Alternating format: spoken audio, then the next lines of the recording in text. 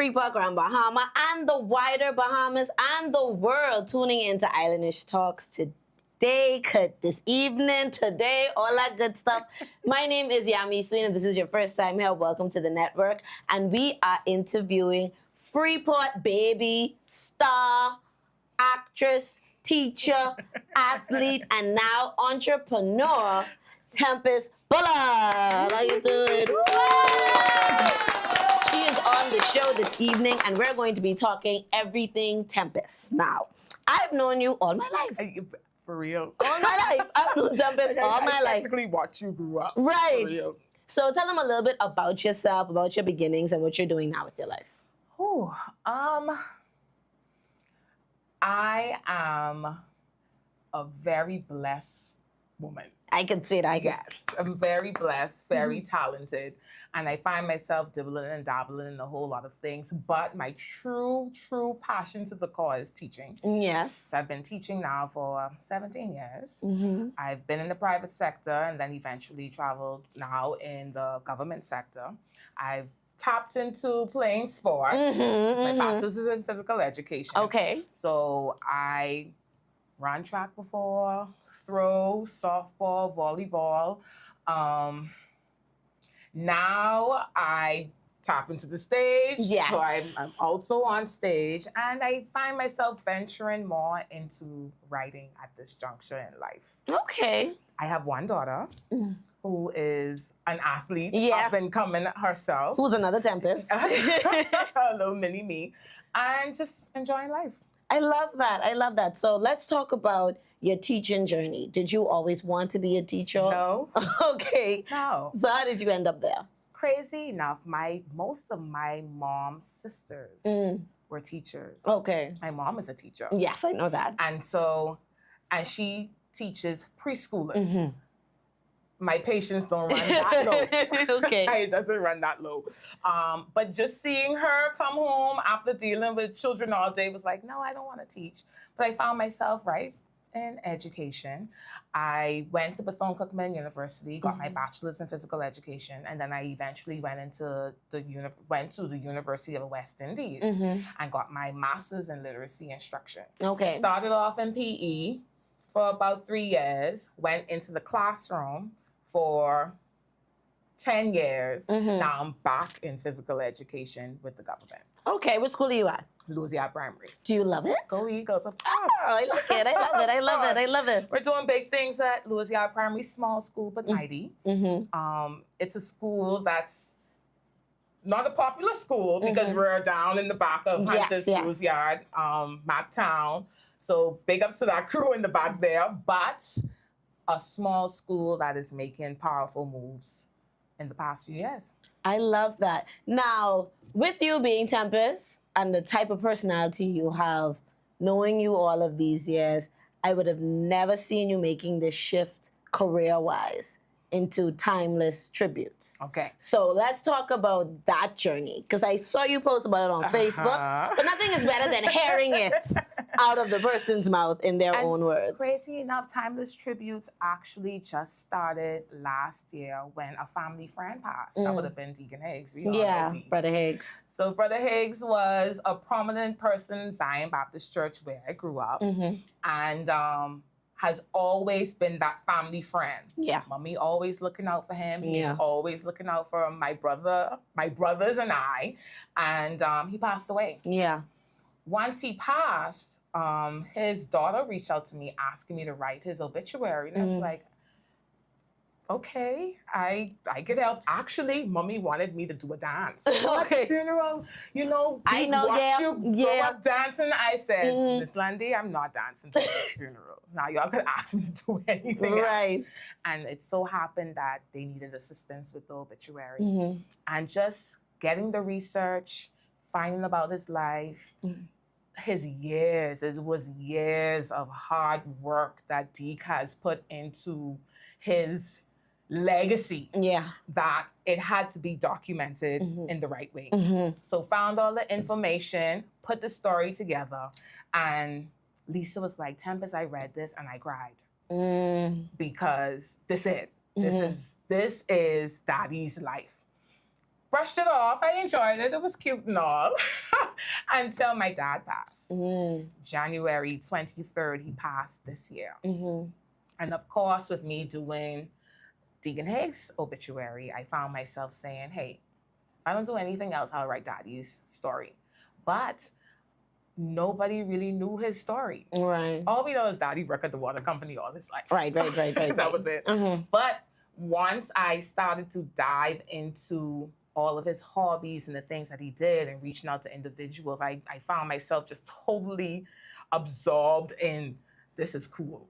So I was able to find all of the information about his bowling life, his karate life, and talk to longtime friends that he've established throughout his years that still respected him even with him gone, and was able to actually document that. So at this junction now, it's like a little more of a nudge of, hey, you're a little good at this. Yeah, I could do this. It's new, it's a baby, but the customers I've had so far have been very interesting. And then you have individuals who have stories that need to be told. Yes. There's a lot your family don't do. They're going through a whole lot. Yeah. You pass, they're grieving. Johnny trying to figure out who insurance, how much they're getting from the insurance, who can pay for this. We don't have this money, but actually telling their story is important. Yeah. And honoring their life was key for me. I love that. I love that you said that, because to be honest, dealing with that part of life, because death is a part of everybody's life. At some point, all of us are going to be at that point. Is it not difficult or hard for you to do the work that you do for persons who you do not know? Or is it easier when you know the person? That's a good question. I think I've had clients that I did not know, and I've had clients that I did know. I think having that background and that person, that relationship with that individual does help a whole lot, because now they could add some personality to it. But once you can tell me who this person was, I can definitely reflect that into their story. Okay, so how did you, or what all services do you offer? Do you only handle the obituaries, or do you handle the entire, because you said the eulogy. Do you handle the entire booklet, or what parts of it do you really do as a business? Here's the thing about funeral homes. Once you pass, their job really is to take whatever you give them and produce. Okay. So they're not writing, they're not putting the program together, they're not putting the tributes together. Right. You have to go as the family, whoever's in charge of the funeral, go and get that information. Now, they do have a graphic designer. Right. They do have printing companies that they outsource to do the final booklet. Right. So my job would be everything that you need in that program, I can put together for you. Okay. The designing is out of my Right. But if you need tributes, you need the order of service, you need the actual obituary story, you need me to find all the names, put the names together, I can handle all of that for you. This is an amazing but shocking, it's like one of those industries that you don't think is important, and it's so it's crucially important. It's so needed. Because I'm thinking about it as someone who MCs weddings, and some people who book me, they don't think like their wedding reception needs to have a program until I bring it up. Okay. It's like, so what you want to do first? You're like, oh goodness, I ain't even thought of that. Think about that. So I could only imagine at possibly the worst time in life losing someone that your mind probably ain't even there either. I agree. And to have someone with a business like yours step in and be like, you know what? Just give me this stuff. Just give it to me. And I can handle it. Just give it to me and I can definitely handle it. And the thing is, you're grieving. Right. Because you're grieving that loss, you find yourself just flustered, burdened down. You're trying to figure out what color, where the reception can be, who can pay for this, where this is going to come from. Family members have to fly in. Johnny don't like that you picked this color. Right. Why it have to be at this church? We know how families go when it comes to funerals. Yeah. And so my job would be to ease that burden. Just dump it on me. I can put it together for you, and it doesn't matter. I've been in communication with the client before, and we were back and forth, and very pleasant. That's okay. Just send it to me. But if you thinking at 3 o'clock in the morning, send it. Okay? Eventually, I'll get around to it, and I'll see how best I can accommodate you as best as I can. I am actually wanting to transition into legacy biographies. Ooh. I actually wrote an obituary for a man that's still living. Oh, wow. Yes. That's interesting. So he wanted his story written his way. Yeah, I got you. I like that. Yes. So that is called a legacy biography. Okay. What happened now was, what's happening today is because people don't really know your story. Right. They write what they think. That's true too. That's true. And if I'm responsible for it, I'm going to write it as best as I could possibly think. I'm going to ask a few individuals for some information about Yummy Swain, but at the end of the day, there's still nobody better than you to write your own story. That's true. So when we writing these wills, they'll be like, you know what, you might as well call Tempestt. Yeah, let's get that order. And I can sit down, and I wrote 2 so far, and I found myself just completely engaged, just overwhelmed with all of the emotion of, oh my goodness, this happened back then in the 70s. Right. I wrote for somebody who is about 80 and got his story put together, and was beautiful. And he was able to say, I want this, I want that. No, I don't want that. Don't put that there. Or you can put this. They need to know I did this. Because now, here's what's happening with obituaries. You would know this. The obituary has one little small portion of when Johnny or Susie was born. They've been to school. They had a couple children, and then the obituary filled with everybody else. name. Yep. Except for the person who actually passed. So the emphasis now is shifting from the deceased to the living, to entertaining and making sure cousin Susie name, who said her name better be, is in there. But it should be, and that's why it's called a timeless tribute as well. Okay. Because timeless meaning you can't replace your life story. Right. You cannot. And I've seen family members who keep obituaries. Oh, listen. You could go under that mattress and find Susie. Yeah. Or she died so and so, and you could open it up and you can actually thoroughly enjoy understanding what they did, reading their life story, knowing how come uncle name here, but auntie naming up there, you realize it was never married. Exactly. So you get to enjoy it a little bit. But it's getting smaller.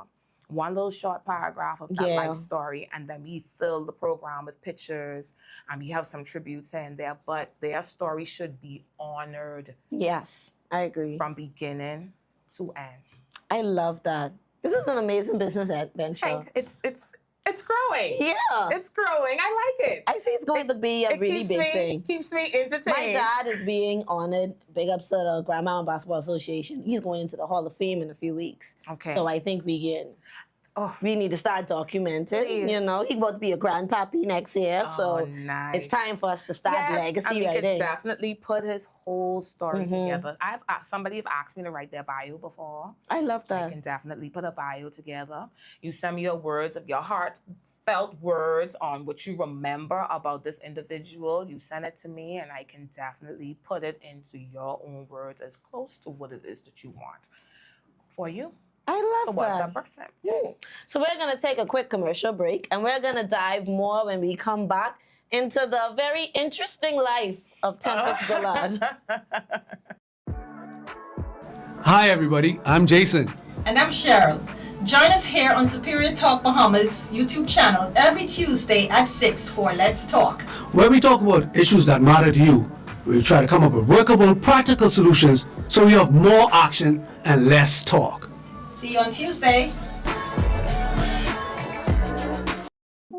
We're back with Islandish podcast right here on the Superior Talk Network. But before we go any further, make sure you subscribe to the Superior Talk Network. Hit the subscribe button. Hit the notification bell so you know when our next episodes are coming up. But let's dive into this amazing conversation. So, Tempestt, again, congratulations on the amazing business venture. But a lot of people are now knowing your face for being an amazing actress on the stage play scene. You have had some very impactful roles.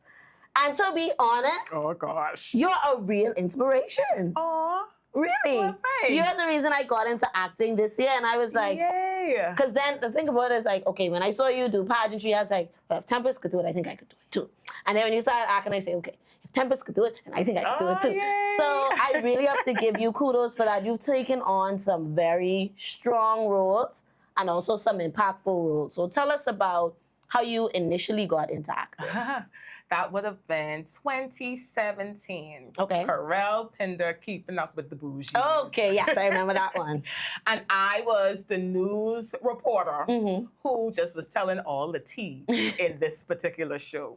And from then, I just found myself saying, let me audition, let's see how it goes, and got roles and found myself loving it. I absolutely love the stage. What I don't like is I find myself in roles that people feel that's who I truly am. Typecasted. Oh my gosh, I'm so typecasted. It's ridiculous.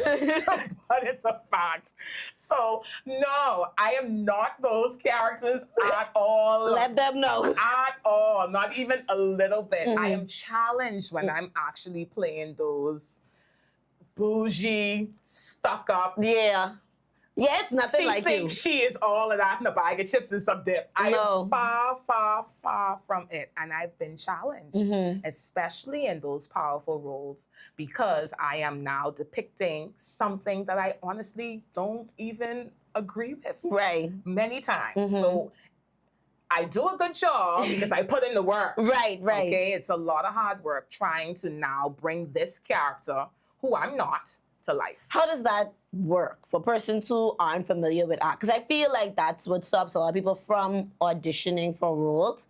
When they see like, okay, this is a love story. I can't do that because I don't feel like I could. That ain't my personality. So how do you step outside yourself to take on a role that is probably nothing like you? I think that's acting though. I don't think you can run from it. Acting is doing something that you personally won't typically do. So if you're running, then maybe it's not for you. Good point. Because it's acting. You are taking on a job that when the audience or anybody who is watching you feels whatever this character is going through. So your job really is, how do I bring this to life? If you have a hard time doing that, then maybe acting is not for you. Good point. Very good point. Yeah. And brutal truth. You have to do what's necessary. What was one of your favorite roles? My favorite would have been Rich Auntie. So that would have been my first lead role. Okay. I've always been a supporting actress, so always in the supportive category. But with Rich Auntie, that would have been my first time being the leading lady on the stage. And the entire process made me feel as such. Okay. Yeah, I feel like you have your own trailer, your own dressing room, you know, I on the cover. Yes. It came a whole lot different than any other role I've played. Right. And I actually wasn't even expecting it. I was in the middle of a project. Okay. I was in the middle of a project with another show. Okay. And Carell is like, Tempestt, we need you to come. Okay. But I am in practice, but I'm going to leave practice. I'm going to call you when I'm on my way. Just how I reach, I need to slide on stage for this audition. And so said, so done. Slide on stage, read a couple lines. I was like, y'all done with me. And left. When she called now, I wasn't expecting the lead role. She just said, hey, congratulations, you got a role in the show. But at our first read through, was when I found out, I was happy. Yes, over the moon. I do remember that. That was a really good play as well. I enjoyed that. That is good. That is good. So now my question would be, who is your favorite cast to work with? Which cast out of all the shows you've had was like, all right, this is my cast. I like this group. Oh my goodness. Yeah, you can smash some toes and hurt some feelings today. That's why I asked for that. I'm still back at Rich Auntie. I'm still there. Okay. I really am. We had a grand time. Yeah. Everybody was so carefree. Come, do what you need to do, and leave. Right. I'm not the biggest socialite, okay? People don't know that about Tempestt. Yeah, like, she don't mind her. But I would rather just be in the corner. Right. Literally, I am okay. I don't need the spotlight. Yes, the stage puts me in the spotlight, but that's like an alter ego Right. performance. But if it was up to me, I am okay just sitting here chilling like a villain. Okay, but Rich Auntie's cast kind of brought that out of me. We bonded very well. We had a fantastic time in those relationships. You still can reach out to those individuals today and say, "Hey, what you saying? How's things?" and be okay. But I have my another family, which would be Gia's. Yes. May her soul rest in peace. But those individuals I have long-lasting friendships with because we've done so many runs together. Yeah. So I think that puts it in a completely different category. Right. This would be me, but probably 4 shows with Gia. Yeah. But almost the same people. People again getting shuffled But around. Rich Auntie, love. Oh, I like that. absolutely love I love it. I love it. I love enjoyed it. it. Do you think that your experience with acting and stepping out of your bubble with that is what gave you the push to start Timeless Tributes? Yes. Okay. I love speaking engagements. I love speeches. So even at Louisiana Primary, I'm that one who's going to put Johnny in the speech competition. Okay. I'm the one who's going to make sure Susie is in that speech competition. Essay competitions, speech competitions is my thing. Okay. I don't mind being in the background. I think I like the fact of being in the back. I don't have to be in the front to display my talent. My Or have an God-given impact. talent. Oh, yeah. I feel like doing those, being on stage, yes, has definitely pushed me in the direction of, hey, why don't you tell this person's story in the most dramatic way possible? Right. Give them an exit that's going to be an honorable exit to what it is their life is about. So yes, love that. I think so. Okay. So because I'm happy that you mentioned and you tied in the teaching. So it's almost like you're using a lot of your skills across every part of your life. Like you're using it in your career as an educator, your freelancing, which is in acting, and now in your business, being in Timeless Tributes. The only thing is it didn't wear off on Tamira. Okay. Because I've tried putting her in essay competition. Mommy, I don't have time for this. Right. So I pump it into students. Okay. It's kind of like with you. Your mom wanted you to be, working with the teeny toddlers, and you was like, Mommy, I don't be around these children. I ain't outside. You handle them. Okay.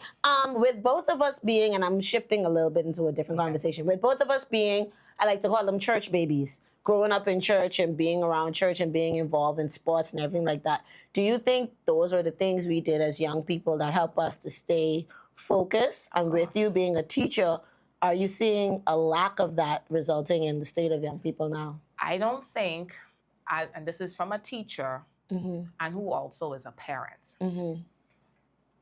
these extracurricular activities are the outlet for kids. Keeping them home on tablets and phones is not the way. And I know, guess what? I feel like a taxi mom on weekends and after school because I'm driving up and down, making sure my daughter is involved in something that is not idle. So yes, it's actually teaching her discipline. She is focused. She's learning balance because in real life, you do not have the luxury unless you're rich. Unless you got it like that. You have it like that. But you don't have that luxury to just lay about and do absolutely nothing. Yeah, be one-dimensional. You can't. And not today when we're so global. Right. If it was just Grand Bahama Island, then okay, you're free to do whatever. But we're now competing with people internationally. So if we could start training them from now, as young adults, young kids, then they will grow up to be disciplined when they become adults. So thank you, Mommy. Thank you. Please. She drove up and down for me as well. Yeah. And even when I was competing in pageantry, up and down, flying all over the place, yes, getting what was necessary, but that's one less thing she have to worry about today. Right. Like she's not sitting there wondering, if Tempestt can get in trouble or if the police can call her. That's the least of her worries because of what she implemented in me and encouraged and supported me to do. Go and play the volleyball. Go and play the softball. Go and into the pageant. Do this, do that, because it helped grow me and shape me into who I am. I love that. Yes. So we're going to take our next commercial break right now, and then when we come back, we're going to talk about timeless tributes and the impact it's having in Grand Bahama. Yo, what's up, Bahamas? My name is Andrew Williams, aka Cat. And I'm your boy Mix. And we're representing Off the Bench, the #1 talk sportcast in the Bahamas. In the world, my boy. My bad partner. So we cover anything sports throughout the Bahamas. We cover our Bahamian athletes wherever they are, and they're making waves in sports. We cover them. Hey, just tune in to us every Wednesday here on Superior Talk at 6:00 p.m. Sharp. The #1 talk show in the world. In the world, Craig. Good evening and welcome back to Islandish Podcast. And we can dive into exactly what we were talking about just now, about the fact that I think that even if technology was advanced when we were younger, we were too busy. I agree. A lot of us were really too busy. And even when I think about my friends and my peers, someone was either in swimming or brigades, or like my friends was just as busy as me. They got piano, they got junk canoe practice, they got this practice, that practice. We never used to see each other than in school or in church. Yeah. Or in church is when you used to see your friends. I agree. Or if it was a major event like Mary Star Fair or Sunlight. But we go to a basketball game. Right, but that wasn't every weekend. No, it wasn't. Because we were busy. Our parents had us busy. And even when I think about young people who weren't as privileged, it just was so much programs. And I think even today, there are a lot of free programs out there. Mm-hmm. There are. You have options. And if money is a factor, find the cheapest one. Yeah. Find the free ones, because the free ones exist.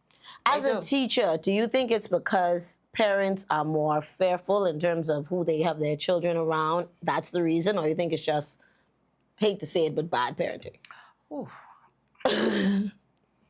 I like your facial expressions. I can tell she's an actress. Her face. Oh, boy. You know what? I tell teens today, before you even decide that you are going to have or bring into this world a child, background information, police record, interview the family, because you're mixing two completely different individuals to create this one thing, and you don't know what you are going to get. So let's start there. Let's just make sure the person that you decide to have a child with, procreate with, let's put ourselves in the position that we understand who this person is. We all have the same values. And there is some level of understanding, mutual understanding. Let's go there. Being a teacher, I think parents are really challenged today because they're younger. A lot younger, They're much younger. And we're not a community anymore. We're not. When mommy could drop me by my aunt's house and she can pick me up later, or we can hang by the neighbor's house, we don't do that. We really don't do that now. And so the pressure, there's added pressure to the parents. Because the assistance isn't there. Ain't no more village. There's no more village. It really isn't. And yes, there's bad parenting.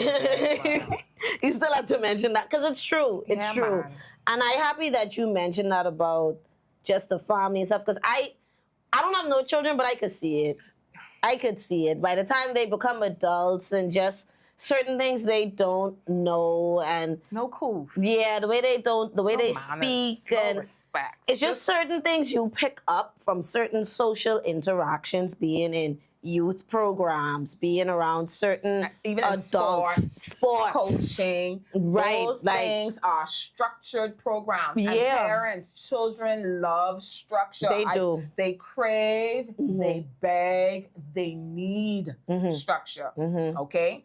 We have kids, even at my school, when they're home, they probably terrorizing the place. Probably. But when they come to school, they're happy. Yeah. They like when Miss Yeah. Bullard could tell them, stop your foolishness, because that don't make no sense. They love that. In my classroom all day, every day. I'm like, go somewhere. It's lunchtime. Go eat your lunch. Miss Bullard trying to eat her lunch. Right. I'm not interested.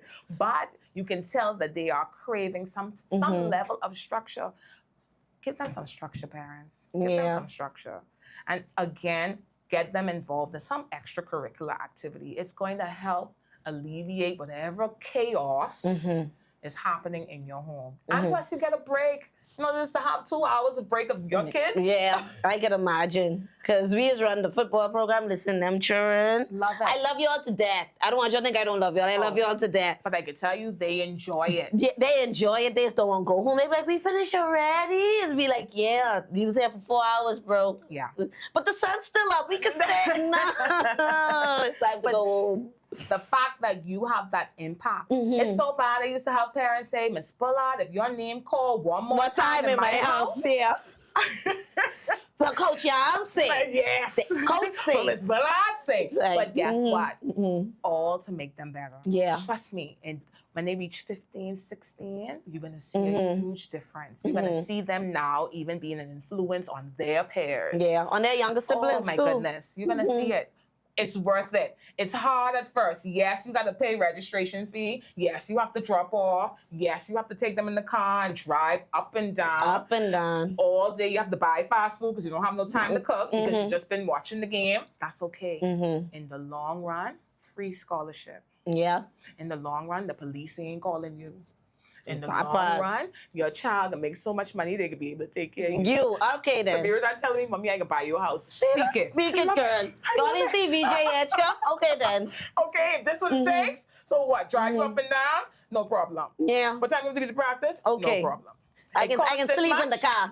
Yeah, I can just stay in the car. I to that point now, because even like with my boyfriend working out and training with the kids, it's be like, do I drive all the way home and get comfortable? Oh, no. It's like, no, I mean, just pull out my phone and sit right here.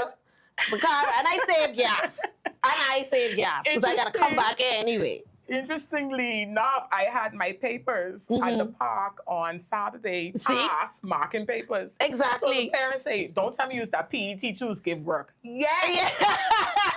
Y'all think me outside playing all day? Happy you say that. Let's bring that back. Yes. What's up with that? I remember that at a certain point, I was like in grade 10. And we started like, hold on, now we have paper. Yes. And PE. You know what's crazy? And let me break it down for you. Please. Because I am that individual who believes in theory. Okay. Here we go. Imagine you went to school that has a swimming pool. Okay. You've been at that school since 7th grade, and by the 12th grade, you still don't know how to swim on lap. Let's go a little deeper. Okay. You've been at this school from 7th to 12th grade playing softball, but you still don't know the positions on the softball field. Okay, yeah. Make that make sense to me. Okay. For 6 Understood. years, 'Cause I did. every week, you've been playing a particular sport, and you still, at the end of 6 years of your high school career, you can't even tell me where the pitcher stands, the pitcher ball, where the free throw line is for basketball. Okay. The I see the goal, point. and I you see the kick the point. soccer I ball see in the the goal point. post. I Because, this thing got to go with sense. I mean, I get it. But Now, I'm not sitting down talking reading comprehension okay, good. Okay, good. with questions. All right, yeah. No, I'm simply saying the basic information should be known. Okay. Especially if this is a sport you're playing every year. for Yeah. 6 And I'm only talking high school. High school-wise, 6 years in high school, you should be able to know something.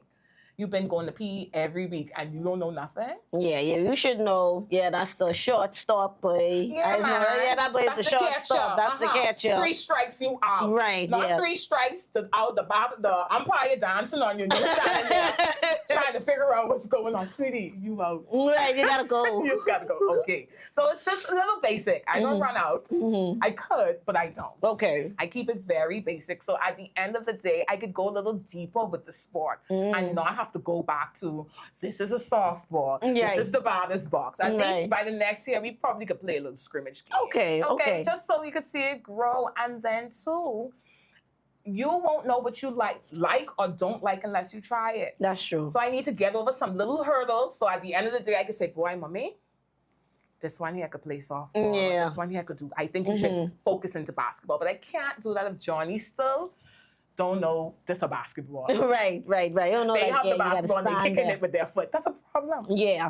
Yeah. So with you being a teacher in a community like Lewis Yard, what are some of the things that's needing in that area? The reason why I'm asking is because sometimes here on Islandish, we have some lovely sponsors and persons that watch and want to know more about different things and different communities. Okay. And the Hunters, Marktown community, big ups to them. Yes. They do have a team that comes and be a part of our flag football team as well. So big ups to Coach Solo and the boys down in the back there. So let us know some of the things and challenges that you see or experience in that area as a teacher. Athletes are in the back. They are natural, raw, talented, gifted students.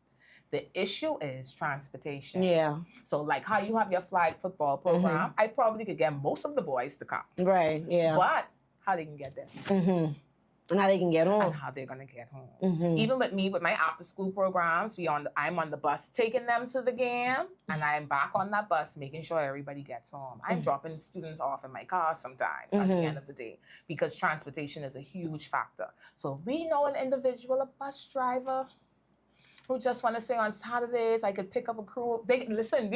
We could have them meet you at the school. You don't have to go and drive around. Charles, right. They could meet at the school at a certain time, and you say you're gonna bring them back at a certain time. We can make sure that they are present. You pick them up, carry them to the YMCA to catch soccer. They love soccer. Yeah. And then after the program, they could drop back home. They could walk home. That's they home. Yeah. They have no problem walking right around the corner. Home. Yeah. They definitely can get home. Everybody's gonna make sure they get home. So if we can, transportation would be a great thing. Yeah. Other than that, they're okay. Right. They're okay. I think it's individual needs, not so much as a whole. But the school. transportation one The is like... transportation would be a group of young boys or young girls interested in the sport or going to a program weekly for them to get there and get back home. Okay, sponsors, y'all hear that? We need transportation for Lewis Yard. We need drivers, because you can't just pay for the bus. The bus could be there, but you need people who can volunteer their time as well. So we're going to take our next commercial break. Then we come back, we're going to talk about timeless tributes and Tempestt Bullard. Greetings and welcome to Superior Talk Bahamas. My name is Yvette Swain, and I am here with the Sword Sharpeners Prayer Network. We meet every Monday at 6 p.m., where we dive into the Word of God to see what He would say to us.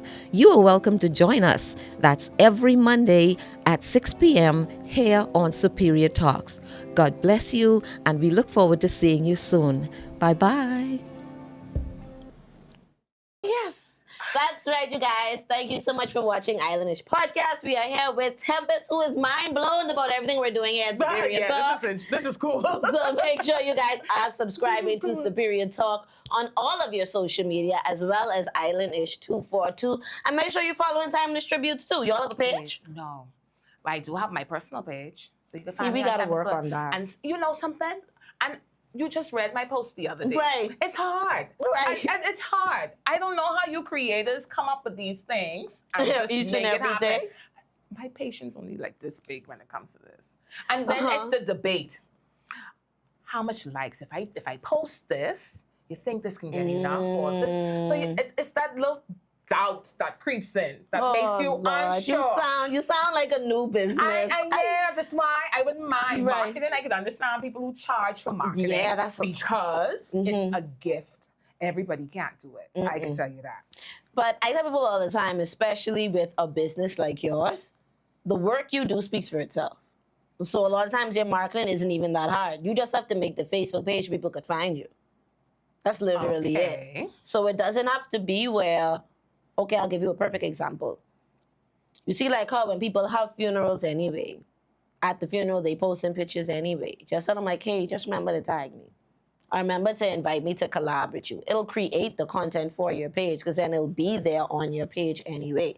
A lot of people right here in Freeport, Grand Bahama, don't mind all us saying like all of us is marketers and you think all us competing. Girl, we share footage. Be like, you was at that event last night. Send me a clip. If you have me in anything, send it to me. And I can send it to you. And then, you know what? I can post mine. I can post yours. And two of us can tag each other. Now we have double the posting power. Okay. So like if you're working with like funeral homes and persons at different churches and things like that, be like, hey, just make sure to tag me when you're posting that now.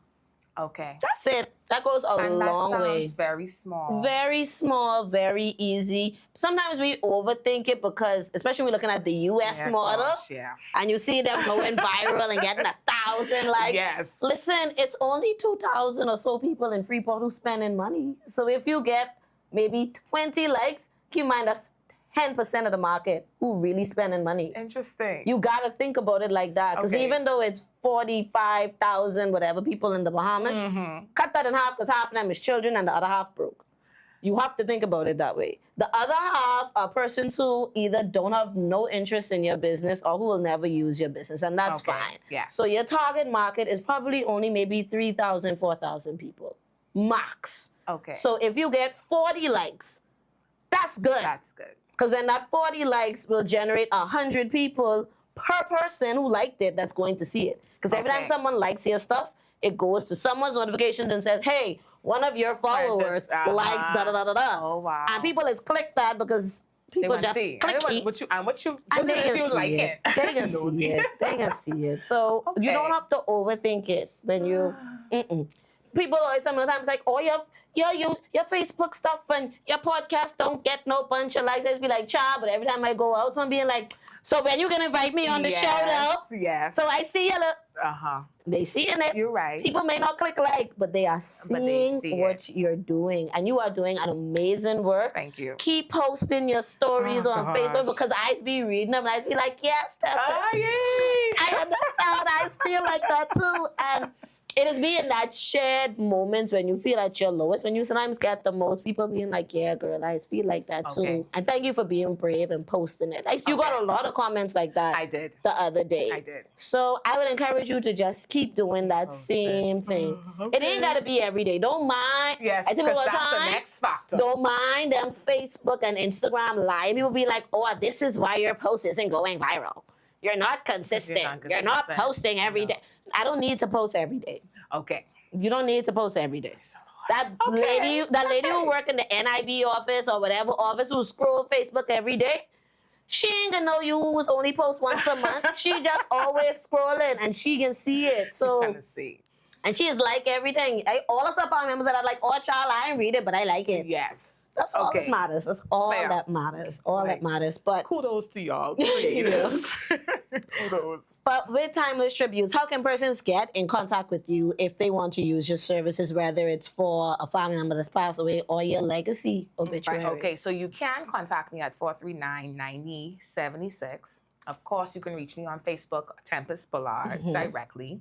And I do have an email, timelesstributes@outlook.com. Nice. So you can... And somebody has my number, strangely. Somebody knows Tempestt in some way, shape, or form. I do. So just ask, and I would be willing and would be glad to assist as best as I can. Is it difficult? I want to know, because the thing about it is, when I think about funerals, I don't know why I think about drama. Most of the funerals... It exists. Yeah. So are you experiencing any of that so far?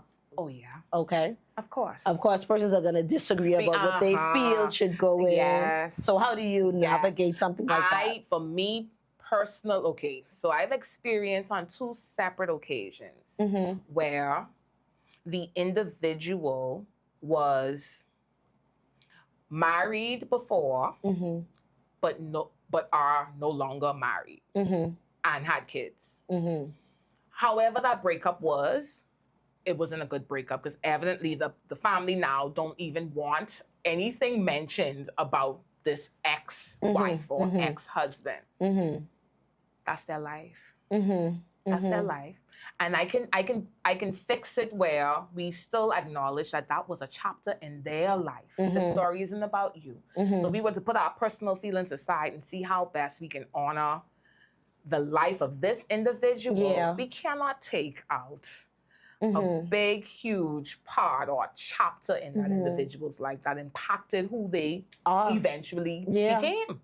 So there are ways it can be worded that doesn't place so much emphasis on the ex. Okay. But we have to acknowledge that there was an ex. That's their life. Right. Yeah, so it's just a matter of reminding the client that it's not about you. Mm-hmm. It's not about you. And I can definitely word it where individuals don't feel offended, Right. but we still acknowledge that this actually transpired. Okay, good. How do you exclude that? Right. And when everybody knows. And then I also say things like, you don't want individuals to question you. Right. Yeah. So putting it there eliminates that. Right. But if it's missing now Now it's a topic of it's gonna be conversation. a topic of conversation. Or they must see was mad. Okay. Yeah. And why she didn't put that? Why didn't they put their name in there? Or why didn't they say this? But if we can put it in there, that shuts the conversation down immediately. Because now, oh yeah, they was married. Oh, okay, must ain't work. Done. Right. And we could move on. Wonderful. But this your life. And you see why legacy biographies are important, guys. Important now. Because those family members will chop up Your your whole story and they're going to put what they feel should be there. And if you are an individual who is okay, you're an open book. You're an open book naturally. You really feel like at the end of the day, your family should chop up your story. Right, yeah. No. Yeah. So legacy biographies. Y'all have those uncles, those aunts, those grandparents that are on their sick bed but lived life. Call me. Please. I am so interested in trending in that direction of getting an individual's story before they pass. Speaking of, I just had a brilliant idea. How do you feel about getting into history writing when it comes to like trying to tell the old stories of areas like Hunters, 8 Mile Rock, sitting with older persons like that and seeing it from their eyes? If it's going to come directly from that individual, I'm interested. Okay, wonderful. If I have to go and do research and really have to, I think I would want the authentic and the raw version of the story than the actual history of the story and timeline. No, we ain't on that. No, I want to be able to sit and listen. Yeah. And be like, that happened for real? Yeah. Oh my goodness, and I'm there just... Right. I didn't even know that. Right. So I'm learning in the process. But if I have to go and look, I don't know. Okay. So we can have something in the woodworks. But if you're because anybody willing to sit and talk, I'm willing to sit, listen, and write. Okay, so you guys will be hearing more about this project very soon because my issue with it is I don't have the time to sit and listen. I can't. But I do have the time to produce and edit it and put it and create like a video for it. But I don't have the time to sit and listen. See? Look at that. God is lining it up, you know. He is lining it up. Won't he do it? I'm so interested. Awesome. But thank you guys so much for watching this episode of Islandish Podcast with the lovely Tempestt Bullard. Make sure. Nice. It was, right? Yeah. Make sure you guys get in touch with timeless tributes for your obituaries and legacy bios. That is the new wave. That is the next thing. We ain't just writing wills. We writing legacy bios right here. So y'all continue to stay locked in. Thank you so much for being here. This was nice. fun. It really was. It was easier than you thought, right? It really was. That's how y'all like make this fun. So thank does. y'all for watching. See y'all next time. Bye-bye. Later.